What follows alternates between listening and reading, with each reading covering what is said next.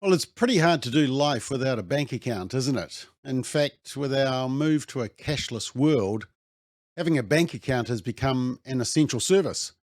But what happens when banks cancel your accounts and don't even want your business because you happen to be a social conservative? Well, it's happening at a disturbing level. Let's check it out.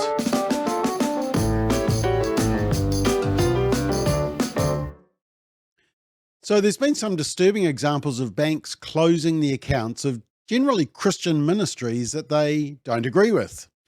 Case number one. In July 2020, Barclays Bank in the UK notified a trust called Core Issues Trust and the International Federation for Therapeutic and Counselling Choice that their banking facilities would be stopped. Now, these groups help those struggling with unwanted sexuality and gender issues to gain the freedom that they personally desire.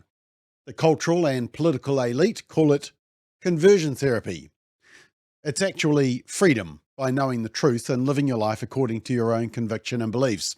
But as we know, New Zealand politicians think it should be illegal and you should go to prison for it. Now, Barclays, a top-ranking Stonewall employer and the headline sponsor for London's Gay Pride Parade, has appeared to cancel the accounts following a coordinated harassment campaign from LGBT activists. Now, this is their leader, Mike Davidson, who hosted me in Hungary last year when I spoke at their conference. It troubles me. This is the bank that my grandfather served, my father served, and now just because I hold a specific viewpoint, we have been denied access to regular banking in the United Kingdom. To have Barclays Bank come against us simply on the grounds that we support therapeutic choice, I think is a mistake. It's a mistake for the bank. It's a mistake for the country. It seems to be an attempt simply to gratify LGBT activists who want to express their viewpoint at the expense of everybody else. Yeah, now the good news is that with the help of Christian Concern in the UK, Barclays has been forced to pay over £20,000 compensation to the group after the ministry got legal support. But they're not the only example. Case number two, Reverend Richard Fothergill. And he had his bank account closed by Yorkshire Building Society. Obviously, I had this account for 17 years, and YBS have been a very good provider of managing my money for that long period. And I just before June started, YBS have always been sending stuff out to their members saying, give us your feedback, how are we doing? Right. We want to hear from you, and this kind of stuff. So just before June kicked off, it was noticeable that they were going to push Pride LGBTQ thing for the month of June. So I thought, well, okay, I'll give them some feedback. And so that's what I did. I wrote in there on their portal, just a couple of paragraphs, it really wasn't a very substantial thing, saying really 2 points. One was, isn't this a bit of a waste of your energies? Because primarily you're there to manage money, not do social engineering. And then secondly, I as a minister in the church have serious ethical problems with the transsexual agenda. Right. And that's that one particular thing, and particularly transsexual agenda basically impacting children. Yeah. And that wanting to have access to children. I gave actually a little link clip to the news reports about drag queen story hour, which has been going on in America and is going on, unfortunately, a bit in this country too. Just to kind of reference point that. And I thought really, almost certainly the customer relations department will bin it, just ignore that. I thought maybe if they've got 100 other similar questions like this from their members, they might think, oh, well, perhaps there's something in this. Perhaps we shouldn't push this gay pride stuff so much. So I heard nothing until last week, and then I got a rather surprising letter from them saying rather extreme things like the relationship between us has irrevocably broken down. I thought, oh, really? This is the first I've heard about it on this letter. And so we're going to close your account. End of story. You've got 14 days to take the money out of the account, and that's it. So that's where we are now. Scandalous. Yep, and the bank said they had a zero tolerance approach to discrimination. And as he said, that the relationship had irrevocably broken down. Yep, apparently the bank's ability to operate your bank account means that you must align with their worldview. And more recently, a case you may have heard of is Nigel Farage and his family. Now, Nigel Farage, of course, led the Brexit campaign to remove the UK from the EU, which was supported by a majority of Brits, but some people have never forgiven him. On a US interview podcast, he shared his story, and I just wanted to share a few extracts. I got a phone call one day to say the bank that I've been with, or the bank group I've been with for 43 years, had decided to close my personal and business accounts. I asked the reason why. I wasn't given one. I got a letter. It just summarily said, "We're closing your accounts." No reason given. There never is. I complained. I got a letter. I got a phone call rather back saying they were doing it for commercial reasons. And they briefed the BBC that I didn't have sufficient money in my account. Okay, so he did some Official Information Act requests, the UK version, and guess what he found out? And basically, the committee said he does have enough money, he is a viable customer, but his views, opinions, and associations do not align with the bank's values and purpose. So I have been cancelled for political reasons. I've done nothing wrong. There are no criminal indictments or convictions against me of any kind at all. I just happen to believe in a sovereign Britain. And Steve, here's the thing that links America and the UK. Brexit in this document is mentioned 86 times. Russia is mentioned 144 times. I'm a reputational risk to the bank because of allegations made against me by Guardian journalists that somehow I'm linked to Russia and Russia funded the Brexit campaign. And in fact, on his own TV show that he now hosts, he shared that they've not only targeted him personally, but also his wider family. Well, all of this has been quite stressful and quite difficult because without a bank account, you simply can't exist, you simply can't live. But what's even worse is that over the course of the last few months, some of these ridiculous rules and closures have been extended to my immediate family. And whilst I'm sad and annoyed about where I am, I'm absolutely incandescent that members of my family should be singled out and targeted just because I campaigned for and pushed a Brexit campaign for all of those years. This is truly and utterly disgusting. Yep, it's hard to argue with him. Now, here's the interesting bit, just back to the podcast interview that he did. Have a listen to this bit. They've been around for 327 years. They are bankers to the late Queen, to the current King, to many of the most prominent people that have lived through the centuries in our country. But they literally, from within, have been taken over by a radical, liberal, left agenda. They are now, I'm told that I don't fit their policies on inclusion and diversity. In the notes, it says, I was critical of BLM. I called BLM Marxist. Well, I wasn't wrong about that. They've just been hijacked.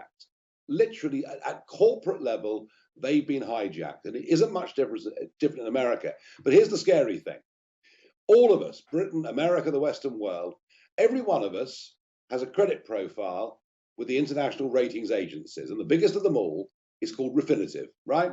Stephen K. Bannon is on there, on Refinitiv, and they will assess your credit worthiness and whether you're good to be a customer for a bank. And 49 of the world's leading 50 banks use Refinitiv.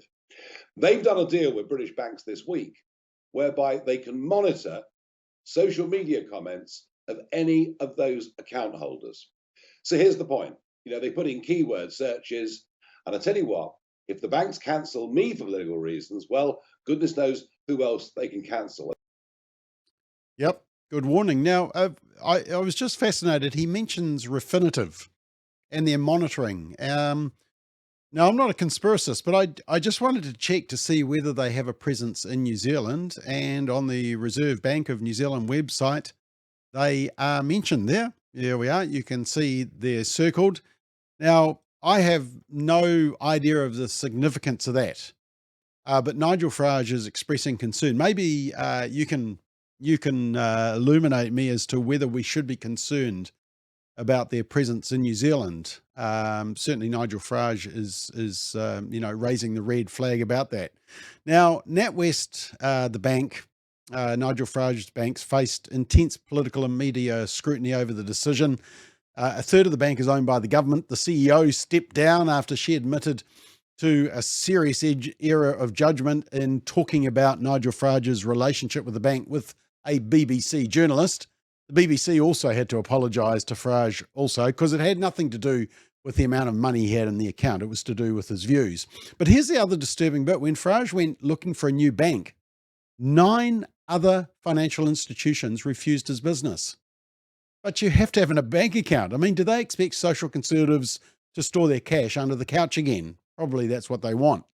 Now, leaked minutes from a Coutts Bank Reputational Risk Management Committee meeting said of Farage, he is seen as xenophobic and racist. He is considered by many to be a disingenuous grifter. Being associated with Nigel Farage represents a material and ongoing reputational risk to the bank. Wow. I hope my bank doesn't do a bit of a Google on me. The leaked documents go on to list Farage's other sins. He supported Brexit. He supports Donald Trump. He thinks immigration numbers are too high. He doesn't support net zero, which is to do with carbon emissions. So his views and views held by millions of others around the world don't align with those of his bank, and so he was outski. But it goes on and it says, the committee did not think continuing to bank Nigel Farage was compatible with Coutts, given his publicly stated views that were at odds with our position as an inclusive organisation. Classic. We're going to be inclusive by excluding people we don't agree with. What a pack of hypocrites. And finally, case number 4. According to a report in the Telegraph in the UK, an aristocrat has accused NatWest of behaving like Joseph Stalin's Soviet Union after shutting her bank account with no explanation, and she should know. Alexandra Tolstoy, who is Anglo-Russian, said that the bank was acting as a kangaroo court by refusing to explain why it closed both her accounts after 6 years. Now, the father of her 3 children is Sergei Pugachev, who has links to Vladimir Putin.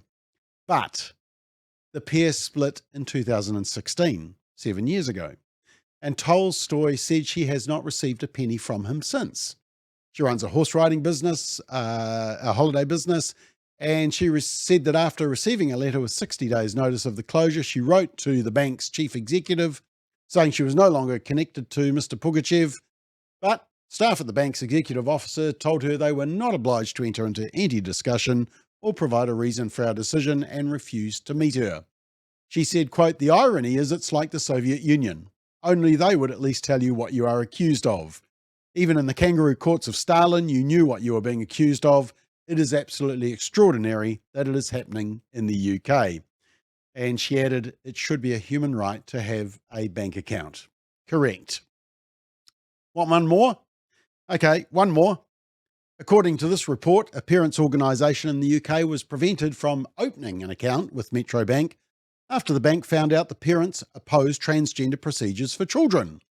Now, the parents group, Our Duty, which represents over 2,000 parents who are rightfully concerned about children transitioning and whose goal is to come alongside other parents who are struggling with the right decisions and answers for kids who are transitioning, unfortunately struggling with gender confusion and looking to permanently alter their bodies, so they want to come alongside them. And the group claims their goal is not political or religious, but rather that they want to safely bring children to adulthood healthy in body and mind, and pointed out that transgender medical procedures are harmful and often lead to regret.